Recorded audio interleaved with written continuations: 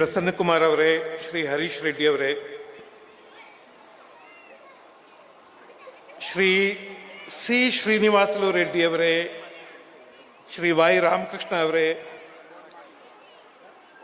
ಸಂಸ್ಥೆಯ ಅಧ್ಯಕ್ಷರಾದ ಶ್ರೀ ಕೃಷ್ಣ ಅವರೇ, ಕಾರ್ಯದರ್ಶಿಗಳು ಮತ್ತು principal Shri B N Harish ಅವರೇ, ಖಜಾಂಚಿಗಳಾದ ಶ್ರೀ ರವಿಕುಮಾರ್ ಅವರೇ, ಎಲ್ಲ ಅಧ್ಯಾಪಕಿಯರೇ, ಪೋಷಕರೇ, ಮಕ್ಕಳೇ, ಎಲ್ರಿಗೂ ನಮಸ್ಕಾರ. ಮಕ್ಕಳು ಮಾತಾಡ್ಬಿಟ್ರಪ್ಪ ಸ್ವಲ್ಪ ದಯವಿಟ್ಟು. ಅವ್ರು ನನ್ನೇ ಕೇರ್ ಮಾಡ್ತಾರಲ್ವಾ?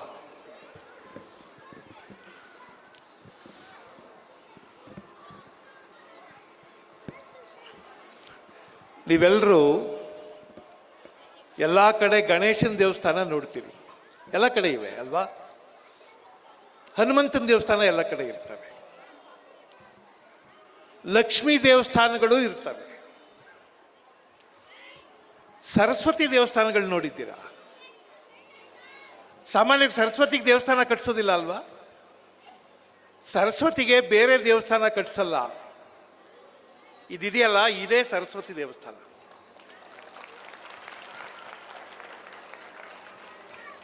ಇಲ್ಲಿಗೆ ಬರೋ ಪೋಷಕರು, ಮಕ್ಕಳು, ಅಧ್ಯಾಪಕರು ಎಲ್ಲರೂ ಶಾಲೆಗೆ ಹೋಗ್ತೀವಿ ಅಂತ ಬರೋದಲ್ಲ, ದೇವಸ್ಥಾನಕ್ಕೆ ಹೋಗ್ತೀವಿ ಅಂತ ಬರಬೇಕು. ಬಂಧುಗಳೇ, ನಮ್ಮಲ್ಲಿ, ನಮ್ಮ ಸಂಸ್ಕೃತಿಯಲ್ಲಿ ಲಕ್ಷ್ಮೀ ಸರಸ್ವತಿ ಅಂತ ಎರಡು ದೇವತೆಗಳಿದ್ದಾವೆ ಅಲ್ವಾ? ಲಕ್ಷ್ಮಿ ಅಂದರೆ ಸಂಪತ್ತಿನ ಅಧಿದೇವತೆ ಅವಳು. ನೀವು ಲಕ್ಷ್ಮೀ ಪೂಜೆ ಮಾಡಿದ್ರೆ, ಪ್ರಾರ್ಥನೆ ಮಾಡಿದ್ರೆ, ನಮ್ಮ ನಂಬಿಕೆ ಏನು ಅಂದರೆ ನಮಗೆ ಧನ ಧಾನ್ಯ ಸಂಪತ್ತು ಕೊಡ್ತಾಳೆ ಅಂತ. ಸರಸ್ವತಿ ಪೂಜೆ ಮಾಡಿದ್ರೆ ವಿದ್ಯೆ ಬುದ್ಧಿ ಜ್ಞಾನ ಕೊಡ್ತಾಳೆ ಅಂತ ಅಲ್ವಾ? ಲಕ್ಷ್ಮಿ ಒಳ್ಳೆಯವ್ರ ಹತ್ರನೇ ಇರಬೇಕು ಅಂತೇನಿರಲ್ಲ, ಅವಳು ಯಾರ ಹತ್ರ ಬೇಕಾದರೂ ಇರ್ತಾಳೆ. ಆಮೇಲೆ ನಮ್ಮವರು ಲಕ್ಷ್ಮಿಯನ್ನ ಚಂಚಲೆ ಅಂತಾರೆ, ಅವಳು ಒಂದು ಕಡೆ ಇರೋದಿಲ್ಲ ಅಂತ. ಅದಕ್ಕೆ ನಮ್ಮಲ್ಲಿ ಕಲಾವಿದರ ಸಾಮಾನ್ಯವಾಗಿ ಲಕ್ಷ್ಮಿಯನ್ನು ಬರೆಯುವಾಗ ಅವಳನ್ನು ತಾವರೆ ಹೂವ ಮೇಲೆ ನಿಲ್ಲಿಸಿರ್ತಾರೆ. ತಾವರೆ ಹೂವ ನೀರಿನಲ್ಲಿ ಸ್ಥಿರವಾಗಿ ನಿಂತಿರೋದಿಲ್ಲ, ಅಲ್ಲಾಡ್ತಾ ಇರುತ್ತೆ. ಲಕ್ಷ್ಮಿನೂ ಹಾಗೆ ಸ್ಥಿರವಾಗಿ ನಿಂತ್ಕೊಳ್ಳಲ್ಲ. ಇವತ್ತಿಲ್ಲಿರ್ಬೋದು, ನಾಳೆ ಅಲ್ಲಿಗೆ ಹೋಗ್ಬೋದು, ನಾಡಿದ್ದು ಇನ್ನೊಂದು ಮನೆಗೆ ಹೋಗ್ಬೋದು. ಆದರೆ ಸರಸ್ವತಿ ಇದ್ದಾಳಲ್ಲ, ನೀವು ಸಾಮಾನ್ಯವಾಗಿ ಸರಸ್ವತಿ ಫೋಟೋ ನೋಡಿ, ಸಾಮಾನ್ಯವಾಗಿ ಕಲಾವಿದರು ಸರಸ್ವತಿಯನ್ನ ಒಂದು ಬಂಡೆ ಮೇಲೆ ಕೂರಿಸಿರ್ತಾರೆ ಅಲ್ವಾ? ಬಂಡೆ ಅಂದ್ರೆ ಅದು ಸ್ಥಿರ ಅಂತ, ಅಲ್ಲಾಡಲ್ಲ ಅಂತ.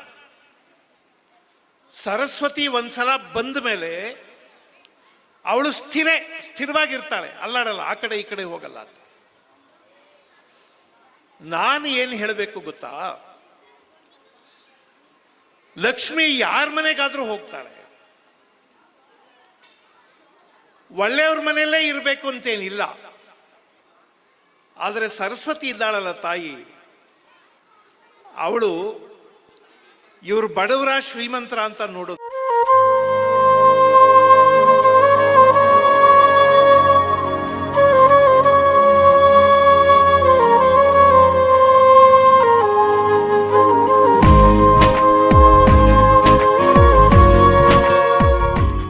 ಪಟ್ಟದ ಶ್ರೀ ರಾಜೇಶ್ವರ ಶಿವಾಚಾರ್ಯ ಸ್ವಾಮೀಜಿಯವರು ಶ್ರೀಮದ್ ರಾಜಪುರ ಸಂಸ್ಥಾನ ಮಠ, ಪೂಜ್ಯ ಸ್ವಾಮೀಜಿಯವರ ಪಾದ ಸನ್ನಿಧಿಯಲ್ಲಿ ಶರಣಾರ್ಥಿಗಳನ್ನು ಸಲ್ಲಿಸ್ತೇನೆ. ಬಂಧುಗಳೇ, ನಾನು ಏನು ಹೇಳೋಕೆ ಹೊರಟಿದ್ದೆ ಅಂದರೆ, ಲಕ್ಷ್ಮಿ ಯಾರ ಮನೆಯಲ್ಲಿ ಬೇಕಾದರೂ ಇರ್ತಾಳೆ, ಆದರೆ ಸರಸ್ವತಿ ಅವರು ಶ್ರದ್ಧಾವಂತರಾದರೆ,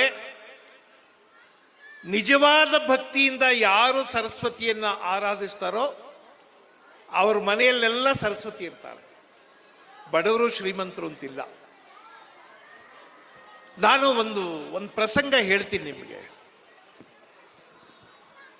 ನಾನು ಕಾಲೇಜಿನಲ್ಲಿ ಬಹಳ ಕಾಲ ಮೇಷ್ಟ್ರಾಗಿದ್ದೆ. 35 ವರ್ಷ ಕಾಲೇಜಲ್ಲಿ ಪಾಠ ಮಾಡಿದ್ದೀನಿ ನಾನು. ಭಾರಿ ಭಾರಿ ಶ್ರೀಮಂತರ ಮನೆಗಳಿಂದ ಬಂದ ಮಕ್ಕಳನ್ನು ನೋಡಿದ್ದೀನಿ. ದಿನಕ್ಕೆ ಒಂದು ಹೊತ್ತು ಮಾತ್ರ ಊಟ ಮಾಡಿ ಬಹಳ ಕಷ್ಟಪಟ್ಟು ವಿದ್ಯಾವಂತರಾದಂಥ ಮಕ್ಕಳನ್ನು ಕೂಡ ನೋಡಿದ್ದೀನಿ. ಒಬ್ಬ ಹುಡುಗನ ಕಥೆ ಹೇಳಬೇಕು ನಿಮಗೆ.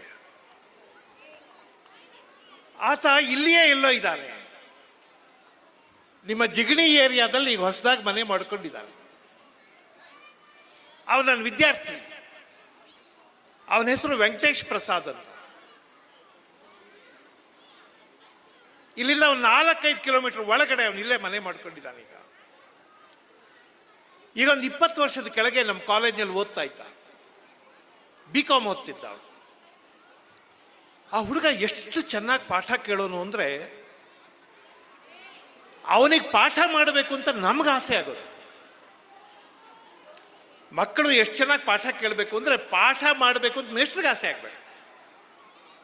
ಮಾತ್ರ ಅಲ್ಲ, ಅವನು ಕ್ಲಾಸಿಗೆ ಹೋಗುವಾಗ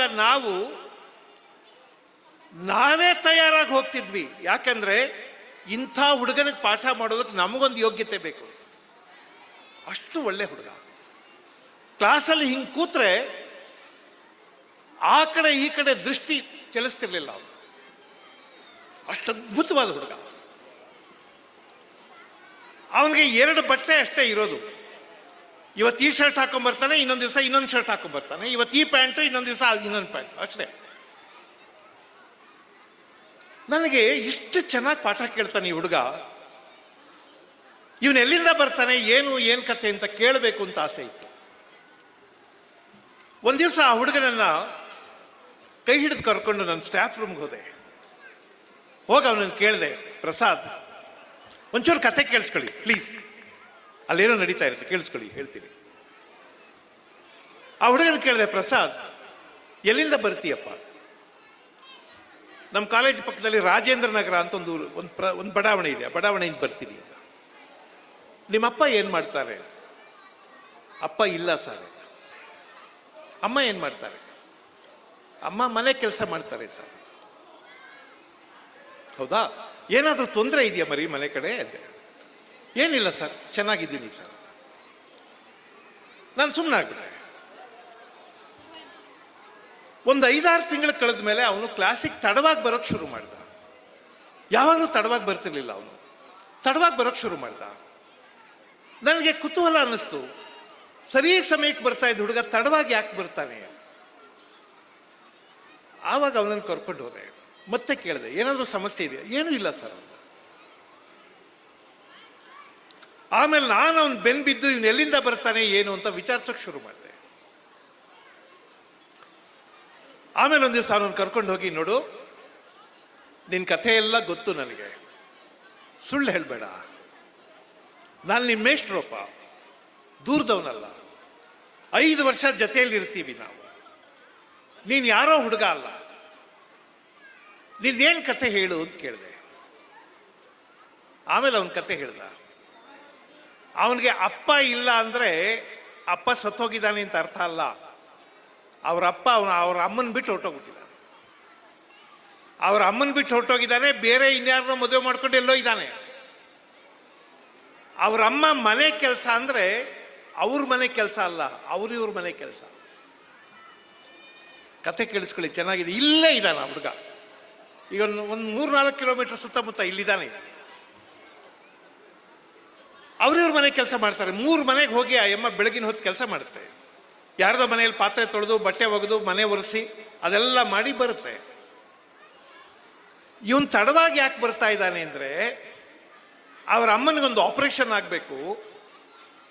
ಡಾಕ್ಟರ್ ಹೇಳಿದ್ದಾರೆ ಈಕೆಗೆ ರಕ್ತ ಸಾಕಷ್ಟಿಲ್ಲ, ಸ್ವಲ್ಪ ಪುಷ್ಟಿ ಆಗೋ ತನಕ ಆಪರೇಷನ್ ಮಾಡೋಕ್ಕಾಗೋದಿಲ್ಲ, ರೆಸ್ಟ್ ತಗೋಬೇಕು ಮನೆಯಲ್ಲಿ, ಎಲ್ಲೂ ಕೆಲಸ ಮಾಡಬಾರ್ದು ಅಂತ ಡಾಕ್ಟರ್ ಹೇಳಿದ್ದಾರೆ. ಈ ಹುಡುಗ ವೆಂಕಟೇಶ್ ಪ್ರಸಾದ್ 3 ಮನೆಗೆ ಹೋಗಿ ಮನೆ ಒರೆಸಿ, ಪಾತ್ರೆ ತೊಳೆದು, ಬಟ್ಟೆ ಒಗೆದು ಸ್ಕೂಲಿಗೆ ಬರ್ತಾನೆ. 3:30 ಕಾಲೇಜ್ ಮುಗಿಯುತ್ತೆ. 5 ಗಂಟೆಗೆ ಯಾವುದೋ ಆಡಿಟರ್ ಆಫೀಸ್ಗೆ ಹೋಗ್ತಾನೆ. 8 ಗಂಟೆ ತನಕ ಅಲ್ಲಿ ಕೆಲಸ ಮಾಡ್ತಾನೆ. ಇಷ್ಟು ಮಾಡಿ ಕಾಲೇಜಿಗೆ ಬರ್ತಾನೆ. ನಾನು ಕೇಳಿದೆ, ಇಷ್ಟೆಲ್ಲ ಮಾಡ್ತೀಯಾ, ಓದೋಕ್ಕೆಲ್ಲಪ್ಪ ಸಮಯ ಇದೆ ಎಂದೆ. ಅವನು ಹೇಳ್ತಾನೆ, ಸರ್ ರಾತ್ರಿ 9 ಗಂಟೆಯಿಂದ 12 ಗಂಟೆ ತನಕ ಓದ್ತೀನಿ, 3 ಗಂಟೆಗಿಂತ ಜಾಸ್ತಿ ಬೇಕಾ ಸರ್ ಕೆಲಸ ಮಾಡೋಕ್ಕೆ ಅಂತ, ಓದೋಕ್ಕೆ ಇಲ್ಲ. ನಮ್ಮಲ್ಲಿ ಭಾಳ ಜನ ಹುಡುಗರಿಗೆ ಓದೋಕ್ಕೆ ಟೈಮೇ ಇಲ್ಲ ಅಂತಾರೆ.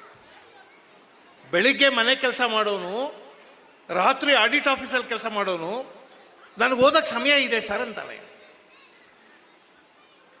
ಇರಲಿ, ನಾನು ಇದೆಲ್ಲ ಡೀಟೇಲು ಹೇಳಲ್ಲ. ಆ ಹುಡುಗ BCom ಪಾಸ್ ಮಾಡ್ದ, ಫಸ್ಟ್ ರ್ಯಾಂಕಲ್ಲಿ ಪಾಸ್ ಮಾಡ್ದ. ನಾನು ಅದಕ್ಕೆ ಹೇಳಿದ್ದು, ಸರಸ್ವತಿ ಶ್ರೀಮಂತರ ಮನೆಗೆ ಹೋಗ್ಬೇಕು ಅಂತಿಲ್ಲ, ಶ್ರದ್ಧೆ ಇರೋರು ಯಾರ ಮನೆಗಾದ್ರೂ ಹೋಗಿ ಚಕ್ಮಕ್ಳು ಹಾಕೊಂಡು ಕೂತ್ಕೊಬಿಡ್ತಾಳೆ ತಾಯಿ. ಫಸ್ಟ್ ರ್ಯಾಂಕಲ್ಲಿ ಪಾಸ್ ಮಾಡ್ದ. ಬರೀ ಫಸ್ಟ್ ರ್ಯಾಂಕಲ್ಲಿ ಪಾಸ್ ಮಾಡಿದ್ದಲ್ಲ, BCom ಪಾಸ್ ಮಾಡಿದ ಕೆಲವೇ ದಿನಗಳಲ್ಲಿ ಅವನು CA ಚಾರ್ಟರ್ಡ್ ಅಕೌಂಟೆಂಟ್ ಪರೀಕ್ಷೆ ಪಾಸ್ ಮಾಡಿಬಿಟ್ಟ. ಚಾರ್ಟರ್ಡ್ ಅಕೌಂಟೆಂಟ್ ಪರೀಕ್ಷೆ ಪಾಸ್ ಮಾಡ್ದ. ಆ ಪರೀಕ್ಷೆ ಪಾಸ್ ಆದಮೇಲೆ ಯಾವುದೋ ಒಂದು ಕಂಪ್ನಿಯಲ್ಲಿ ಕೆಲಸ ಸಿಕ್ತು. ಕೆಲಸ ಸಿಕ್ಕಿದ ಮೇಲೆ ಅವ್ರ ತಾಯಿಯನ್ನು ನಮ್ಮ ಕಾಲೇಜಿಗೆ ಕರ್ಕೊಂಡು ಬಂದ. ನಮ್ಮ ಸರನ್ನು ಮಾತಾಡ್ಸ್ಕೊಂಡು ಬರೋರಂತೆ, ಬನ್ನಿ ಅಂತ ಅವ್ರ ಅಮ್ಮನ ಕರ್ಕೊಂಡು ಬಂದ. ನನಗೂ ಹೇಳಿದ್ದ, ನಮ್ಮ ತಾಯಿನ ಕರ್ಕೊಂಡು ಬರ್ತೀನಿ ಸರ್ ಅಂತ. ಬಂಧುಗಳೇ, ಅದೊಂದು ದೃಶ್ಯ ನೋಡಬೇಕಾಗಿತ್ತು ನಾನು. ಆಯಮ್ಮ ಬಂದು ದಳ ದಳ ದಳ ದಳ ಅಳೋಕ್ಕೆ ಶುರು ಮಾಡಿಬಿಟ್ರು. ಆ ಅಮ್ಮನಿಗೆ ಈ ಹುಡುಗ 2 ಕೈ ಚಿನ್ನದ ಬಳೆ ಮಾಡಿಸಿದ್ದಾನೆ. ಜೀವನದಲ್ಲಿ ಮೊಟ್ಟ ಮೊದಲ ಬಾರಿಗೆ ರೇಷ್ಮೆ ಸೀರೆ ಹುಟ್ಟಿದಾಳ ತಾಯಿ. ಮದುವೆಯಲ್ಲಿ ಕೂಡ ರೇಷ್ಮೆ ಸೀರೆ ಹುಟ್ಟಿರ್ಲಿಲ್ಲಂತೆ, ಮೊಟ್ಟ ಮೊದಲಿಗೆ ರೇಷ್ಮೆ ಸೀರೆ ಹುಟ್ಟಿದಾಳೆ. ಆ ಅಮ್ಮನ ಕೇಳಿದೆ, ಹೆಂಗನ್ಸುತ್ತಮ್ಮ ನಿಮಗೆ, ನಿಮ್ಮ ಮಗ ಕೆಲ್ಸಕ್ಕೆ ಸೇರ್ಕೊಂಡ, ನಿಮಗೆ ನೆಮ್ಮದಿ ಅನ್ಸುತ್ತಾ ಅಂದೆ. ಆ ಅಮ್ಮ ಇಷ್ಟೇ ಹೇಳಿದ್ದು, ಸ್ವಾಮಿ ಎಲ್ಲ ಕನ್ಸಲ್ಲಿ ನಡೆದಂಗೆ ನಡೀತಾ ಇದೆ ಸ್ವಾಮಿ, ಇದು ಕನ್ಸೋ ನಿಜಾನೋ ಗೊತ್ತಾಗ್ತಾ ಇಲ್ಲ. ಅಷ್ಟು ಚೆನ್ನಾಗಿ ಆ ಹುಡುಗ ಅವ್ರ ತಾಯಿ ನೋಡ್ಕೋತಾ ಇದ್ದಾನೆ. ಇಲ್ಲಿಂದ ಅವನಿಗೆ ಪುಣೆಯಲ್ಲಿ ಕೆಲಸ ಸಿಕ್ತು. ಪುಣೆಯಲ್ಲಿ ಯಾವುದೋ ಕಂಪ್ನಿಯಲ್ಲಿ ಕೆಲಸ ಮಾಡ್ತಿದ್ದ. ನಾನು ಯಾವಾಗಲೂ ಅಮೆರಿಕಕ್ಕೆ ಹೋಗಿದ್ದೆ. ಇದಕ್ಕಿದ್ದಂಗೆ ವೆಂಕಟೇಶ್ ಪ್ರಸಾದ್ ಫೋನ್ ಮಾಡ್ದ, ಲೋಕಲ್ ನಂಬರು. ನಾನು ಇನ್ನು ಅಮೆರಿಕಾದಲ್ಲೇ ಇದ್ದಾನೆ, ಎಲ್ಲಿದ್ದೀಯಪ್ಪ? ಇಲ್ಲಿ ಅಲ್ಲೊಂದು ಸಾಕ್ರಮೆಂಟು ಅಂತ ಒಂದು ಊರಿದೆ, ಈ ಊರಿಗೆ ಬಂದಿದ್ದೀನಿ ಸರ್. ಯಾಕೆ ಬಂದಿದ್ದೀಯಾ ಇಲ್ಲಿಗೆ ಅಂದರೆ, ಅವನು ಹೇಳ್ತಾನೆ, ನಮ್ಮ ಕಂಪ್ನಿಯನ್ನು ಅಮೆರಿಕಾದಲ್ಲಿ ಸ್ಥಾಪನೆ ಮಾಡೋದಕ್ಕೆ ನಾನು ಇನ್ಚಾರ್ಜು ಸರ್, ಅದಕ್ಕೆ ಬಂದಿದ್ದೀನಿ ಅಂತ. ನನಗೆ ರೋಮಾಂಚನ ಆಗೋಯ್ತು. ನಾನು ವೆಂಕಟೇಶ್ ಪ್ರಸಾದ್ ನೀನು ನೋಡಬೇಕು ಕಣೋ, ನೀನು ಎಲ್ಲಿದೆಯಾ ಅಲ್ಲೇ ಇರು, ನಾನು ಬರ್ತೀನಿ ಅಂತ ಹೇಳಿ ಅವನನ್ನು ಹೋಗಿ ನೋಡ್ಕೊಂಡು ಬಂದೆ. ಬಂಧುಗಳೇ, ಈಗೊಂದು 7-8 ತಿಂಗಳ ಹಿಂದೆ ವೆಂಕಟೇಶ್ ಪ್ರಸಾದ್ ಫೋನ್ ಮಾಡಿದ್ದ. ಫೋನ್ ಮಾಡಿ ಅವ್ನು ನನಗೆ ಹೇಳ್ದ, ಸರ್ ನನಗೆ ಬೆಂಗಳೂರಿಗೆ ಬಂದಿದ್ದೀನಿ ಸರ್. ಹೌದಾ, ಎಲ್ಲಿದ್ದೀಯಾ? ಇಲ್ಲೆಲ್ಲ ಜಿಗಣಿ ಏರಿಯಾದಲ್ಲಿ ನಮ್ಮ ಆಫೀಸ್ ಇದೆ ಸರ್ ಅಂತ. ನಾನು ಕೇಳಿದೆ, ವೆಂಕಟೇಶ್ ಪ್ರಸಾದ್ ನಿನಗೆ ಸಂಬಳ ಎಷ್ಟು ಅಂತ ಕೇಳೋದು ಡೀಸೆನ್ಸಿ ಅಲ್ಲ ಕಣಯ್ಯ, ಕೇಳಬಾರ್ದು. ಅದು ನಿಮ್ಮ ಮೇಷ್ಟ್ರಲ್ವಾ ನಾನು, ನನ್ನ ಹೆಮ್ಮೆಗೆ, ನನ್ನ ಖುಷಿಗೆ, ನನ್ನ ಗೌರವಕ್ಕೆ ಕೇಳ್ತೀನಿ, ನಿನಗೆ ಎಷ್ಟು ಸಂಬಳ ಬರುತ್ತೆ ಅಂತ ಕೇಳಿದೆ. ನೀವು ಕಲ್ಪನೆ ಮಾಡ್ಕೋತಿರೋ ಇಲ್ವಾ? ಆ ಹುಡುಗ ಹೇಳ್ದ, 1 ತಿಂಗಳಿಗೆ ನನ್ನ ಸಂಬಳ 12 ಲಕ್ಷ ಸರ್.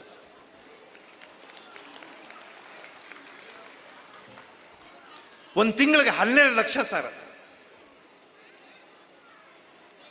ಬಂಧುಗಳೇ, ನಾನು ಯಾಕೆ ಇದನ್ನು ಹೇಳ್ತಾ ಇದ್ದೀನಿ ಅಂದರೆ,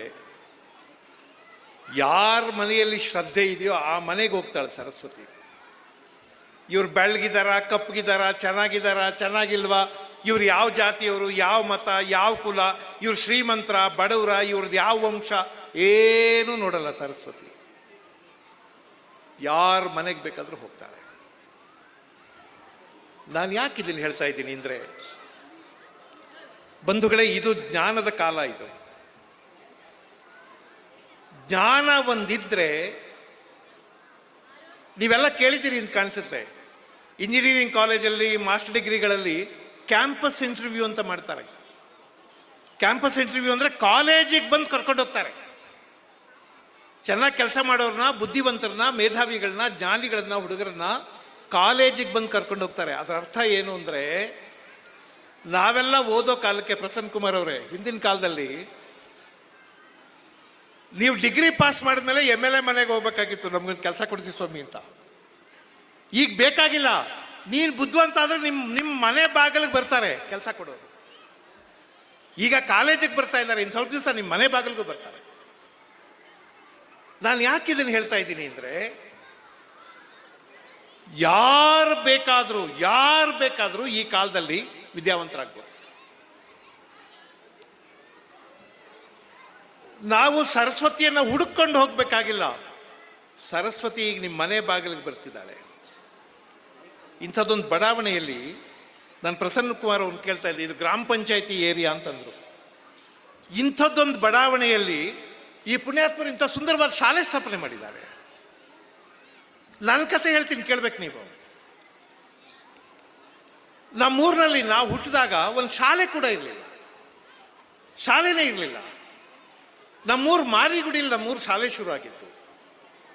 ನಾವು ಮೊದಲನೇ ಬ್ಯಾಚಿನ ಹುಡುಗರು ಅಲ್ಲಿ ಹೋದವರು. ನಮ್ಮ ಶಾಲೆಯಲ್ಲಿ ಕೂತ್ಕೊಳ್ಳೋದಕ್ಕೊಂದು ಮಣೆ ಇರಲಿಲ್ಲ, ಬೆಂಚಲ್ಲ, ಮಣೆ ಇರಲಿಲ್ಲ ಕೆಳಗಡೆಗೆ.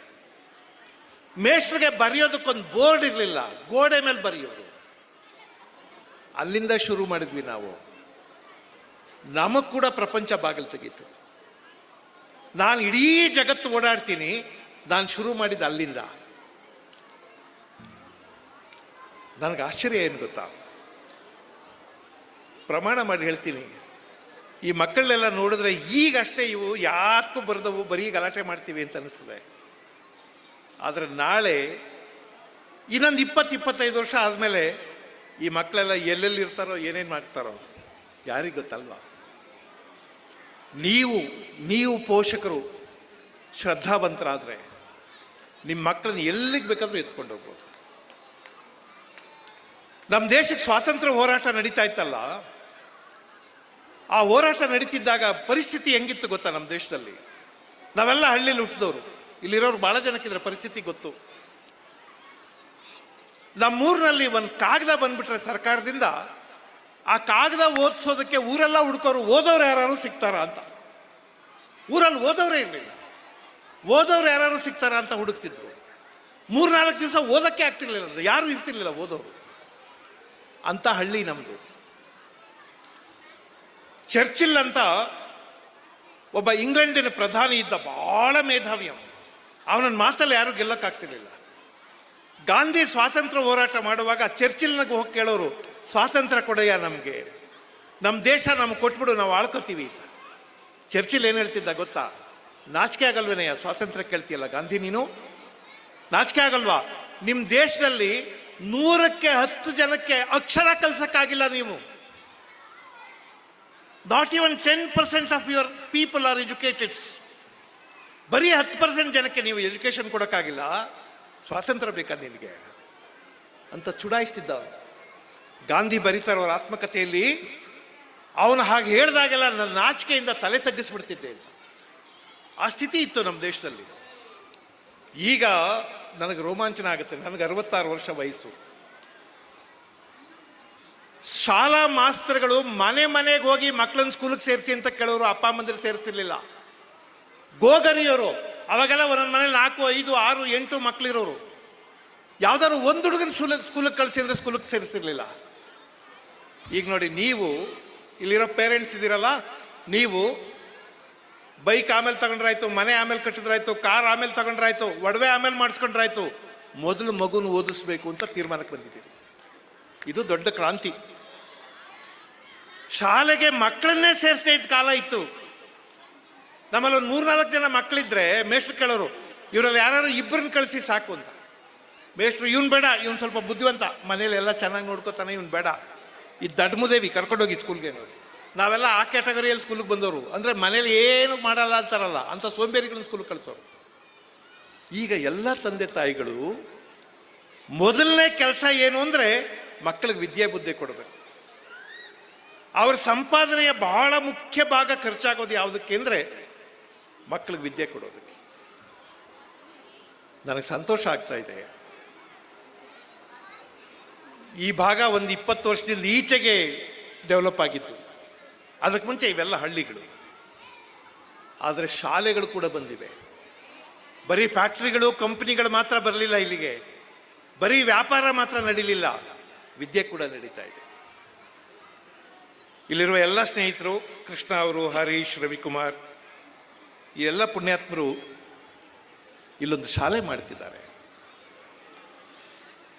ಬಂಧುಗಳೇ, ನನ್ನ ಅನುಭವ, ನಾನು ಇದೇ ವಿಭಾಗದಲ್ಲಿ ಕೆಲಸ ಮಾಡಿರೋರು. ಮನುಷ್ಯ ದುಡ್ಡು ಮಾಡಬೇಕು ಅಂದ್ರೆ ಸ್ಕೂಲ್ ಮಾಡಬೇಕಾಗಿಲ್ಲ, ಬೇರೆ ಇನ್ಯಾರ್ದೋ ವ್ಯವಹಾರ ಮಾಡ್ಬೋದು. ಆದರೆ ನಮ್ಮ ಸುತ್ತಮುತ್ತ ಇರೋರಿಗೆ ಒಂದು ಪ್ರಜ್ಞೆ, ಒಂದು ವಿದ್ಯೆ ಕೊಡಬೇಕು ಅನ್ನೋ ವಾಂಛೆ ಇದೆಯಲ್ಲ ಮನಸ್ಸಿನೊಳಗೆ, ಅದರಿಂದಾಗಿ ಈ ಥರದ್ದೊಂದು ಶಾಲೆ ಶುರು ಮಾಡಿದ್ದಾರೆ. ನನಗೆ ತುಂಬ ಸಂತೋಷ ಆಗಿದೆ. ಭಾಳ ದೊಡ್ಡ ಶಾಲೆಗಳಿಗೆ ಹೋಗ್ತೀನಿ ನಾನು. ನನ್ನ ನಂಬಿ ನಾನು ಸುಳ್ಳು ಹೇಳ್ತಾ ಇಲ್ಲ. ಬಿಲ್ಡಿಂಗ್ ಸೈಜ್ ನೋಡಿ ಶಾಲೆ ದೊಡ್ಡದು ಅಂತ ನಾನು ಅಂದ್ಕೊಳ್ಳಲ್ಲ. ಬಹಳ ಶಿಸ್ತಾಗಿ ಕೂತ್ಕೊಳ್ಳೋ ಮಕ್ಕಳನ್ನು ನೋಡಿದ್ದೀನಿ ನಾನು. ಆದರೆ ಬರೀ ಕೂತ್ಕೊಳ್ಳೋದು, ಚೆನ್ನಾಗಿ ಬಟ್ಟೆ ಹಾಕೊಂಡಿರೋ ಮಕ್ಕಳೇ ಮೇಧಾವಿಗಳಾಗ್ತವೆ ಅಂತ ಏನು ಕಾನೂನಿಲ್ಲ. ನಾನು ಆವಾಗಲೇ ಹೇಳಿದ್ನಲ್ಲ, ಸರಸ್ವತಿ ಸದಾಶಿವನಗರಕ್ಕೆ ಹೋಗ್ಬೇಕು ಅಂತೇನಿಲ್ಲ, ಸರಸ್ವತಿ ಆರ್ ಟಿ ನಗರಕ್ಕೆ ಹೋಗ್ಬೇಕು ಅಂತೇನಿಲ್ಲ, ಸರಸ್ವತಿ ಜಯನಗರದಲ್ಲೇ ಇರಬೇಕು ಅಂತೇನಿಲ್ಲ. ಸರಸ್ವತಿ ಇಲ್ಲಿರೋ ಯಾವುದೋ ಯರಂಡಹಳ್ಳಿ ಇಲ್ಲಿ ಕೂಡ ಬರ್ತಾರೆ. ನಾವು ನಮ್ಮ ಮನಸ್ಸನ್ನು ಶುದ್ಧ ಮಾಡ್ಕೊಂಡು ಸರಸ್ವತಿನ ಆಹ್ವಾನಿಸ್ಬೇಕಷ್ಟೆ, ಸರಸ್ವತಿಯನ್ನು ಕರೀಬೇಕಷ್ಟೆ. ಒಂದು ವಿಷಯ ಹೇಳ್ಬಿಡ್ತೀನಿ ನಿಮಗೆ.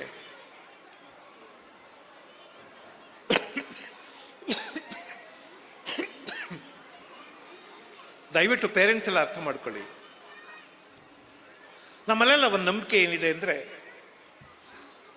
ಒಂದು ಸ್ಕೂಲಿಗೆ ಸೇರಿಸ್ಬಿಟ್ರೆ ಅವ್ರು ಓದಿಸ್ಕೊಂತಾರೆ, ನಮ್ಗೇನು ಕೆಲಸ ಇಲ್ಲ ಅಂತ. ಅದೇ ಸ್ಕೂಲ್ಗೆ ಸೇರಿಸ್ಬಿಟ್ಟು ಅವ್ರಿಗೆ ಫೀಸ್ ಕೊಟ್ಬಿಟ್ರೆ ಅವ್ರು ಓದಿಸ್ಕೊತಾರೆ, ನಮಗೇನು ಕೆಲಸ ಇಲ್ಲ ಅಂತ. ನಾನು ಇದೊಂದು ಮಾತನ್ನು ಹೇಳ್ತೀನಿ, ದಯವಿಟ್ಟು ಸರಿಯಾಗಿ ಕೇಳಿಸ್ಕೊಳ್ಳಿ. ನಾವಿಲ್ಲೆಲ್ಲ ಕೂತಿದ್ದೀವಲ್ಲ ದೊಡ್ಡ ಮನುಷ್ಯರುಗಳು, ಎಷ್ಟು ಟೀಚರ್ಸ್ ಇದ್ದಾರೆ.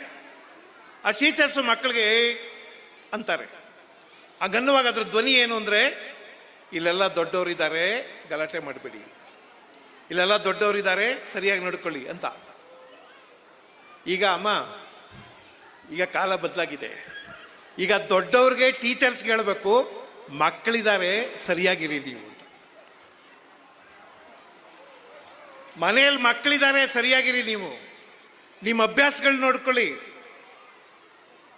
ನಿಮ್ಮ ಮಾತುಕತೆ ನೋಡ್ಕೊಳ್ಳಿ, ನೀವೇನು ಮಾತಾಡ್ತೀರಿ ಮನೆಯಲ್ಲಿ, ಏನು ಅಭ್ಯಾಸ ಮಾಡ್ಕೊಂಡಿದ್ದೀರಿ ಮನೆಯಲ್ಲಿ, ಬಿ ಕೇರ್ಫುಲ್. ಯಾಕೆಂದ್ರೆ ಮನೆಯಲ್ಲಿ ಮಕ್ಕಳಿದ್ದಾರೆ, ನಿಮ್ಮನ್ನು ನೋಡ್ತಾರೆ. ಇನ್ಮೇಲೆ ಹಿಂದೆ ಎಲ್ಲ ಮಕ್ಕಳಿಗೆ ಹೇಳ್ತಿದ್ರು, ದೊಡ್ಡವರಿದ್ದಾರೆ ಜೋಪಾನ, ಮೇಷ್ಟ್ರು ಬರ್ತಾರೆ ಜೋಪಾನ, ಮೇಷ್ಟ್ರಿದ್ದಾರೆ ಜೋಪಾನ ಅಂತಿದ್ರು, ಮೇಡಮ್ ಇದ್ದಾರೆ ಜೋಪಾನ ಅಂತಿದ್ರು. ಇಲ್ಲ, ಈಗ ಮೇಷ್ಟ್ರುಗಳಿಗೆ ಮೇಡಮ್ಗೆ ಹೇಳ್ಬೇಕು, ಮಕ್ಕಳಿದ್ದಾರೆ ಜೋಪಾನ. Be careful. ನೀವೇನು ಮಾತಾಡ್ತೀರಿ, ಹೆಂಗೆ ಬಿಹೇವ್ ಮಾಡ್ತೀರಿ, ಹೆಂಗೆ ನಡ್ಕೋತೀರಿ, ಹೆಂಗೆ ಪಾಠ ಮಾಡ್ತೀರಿ, ಎಷ್ಟು ಸೀರಿಯಸ್ ಆಗಿದ್ದೀರಿ, ಎಲ್ಲವನ್ನೂ ಮಕ್ಕಳು ಗಮನಿಸ್ತಿರ್ತಾರೆ. Be careful. ತಂದೆ ತಾಯಿಗಳು ಅಷ್ಟೇ. ಸ್ಕೂಲಿಗೆ ತಂದು ಬಿಸಾಕಿದ್ರೆ ಅವ್ರ ಪಾಡಿಗೆ ಅವ್ರೇನೋ ಓದಿಸ್ಕೋತಾರೆ ಅನ್ನೋ ಕಾಲ ಹೊರಟೋಯ್ತು. ಈವಾಗ ನಮ್ಮ ಮಗು ವಿದ್ಯಾವಂತೆ ಆಗಬೇಕಾದ್ರೆ ನಾವು ಮನೆಯಲ್ಲಿ ಕಲಿಸೋದು ಅಂತಲ್ಲ, ಪಾಠ ಹೇಳ್ಕೊಡೋದು ಅಂತಲ್ಲ, ಮಗುವಿಗೆ ಒಂದು ವಾತಾವರಣ ಸೃಷ್ಟಿ ಮಾಡಬೇಕು. ವಾತಾವರಣ ಏನು ಅಂದರೆ, ನಾವು ಮಾತು ಕತೆ ಪ್ರತ್ಯಕ್ಷವಾಗಿ ಪರೋಕ್ಷವಾಗಿ ಎಲ್ಲದರಲ್ಲೂ ಈ ಕಾಲದಲ್ಲಿ ವಿದ್ಯಾವಂತರಾಗದೆ, ಜ್ಞಾನವಂತರಾಗದೆ ನಮಗೆ ಉದ್ಧಾರ ಇಲ್ಲ ಅನ್ನೋದನ್ನು ಮಗುವಿಗೆ ಮನದಟ್ಟು ಮಾಡಬೇಕು. ಅಂಥ ಕಾಲ ಇದೆ. ಒಂದು ಕಾಲಕ್ಕೆ ಒಬ್ಬ ಮನುಷ್ಯನಿಗೆ, ಜಾಸ್ತಿ ಮಾತಾಡ್ತಾ ಇದ್ದೀನ, ನನಗೆ ಗೊತ್ತು ನೀವು ಯಾರು ನಮ್ಮ ಭಾಷಣ ಕೇಳಕ್ಕೆ ಬಂದಿಲ್ಲ. ಮಕ್ಕಳು ಡ್ಯಾನ್ಸ್ ಮಾಡ್ತಾರೆ, ಹಾಡು ಹೇಳ್ತಾರೆ, ಅದೇನೇನು ಸ್ಕಿಟ್ ಎಲ್ಲ ಮಾಡ್ತಾರೆ, ನೀವು ಅದನ್ನು ನೋಡೋಕೆ ಬಂದಿರೋರು. ಆದರೆ ನಿಮ್ಗೆ ಅದನ್ನು ತೋರ್ಸಕ್ಕೆ ಬಂದಾಗಲೇ ನಾವು ವ್ಯಾಪಾರ ಮಾಡ್ಕೋಬೇಕು. ಇಲ್ಲದೆ ನೀವು ತಾನೇ ಯಾಕೆ ಬರ್ತೀರಾ ಹೇಳಿ. ಈಗ ಇಷ್ಟು ಜನ ಪೇರೆಂಟ್ಸನ್ನ ಸ್ಕೂಲ್ನವ್ರು ಮೀಟಿಂಗ್ ಕರೆದ್ರೆ ಬರ್ತಾರ? ಪ್ರಿನ್ಸಿಪಲ್ರೇ ಮೀಟಿಂಗು ಬನ್ನಿ ಅಂದ್ರೆ ಬರ್ತಾರ ಸ್ಕೂಲ್ಗೆ?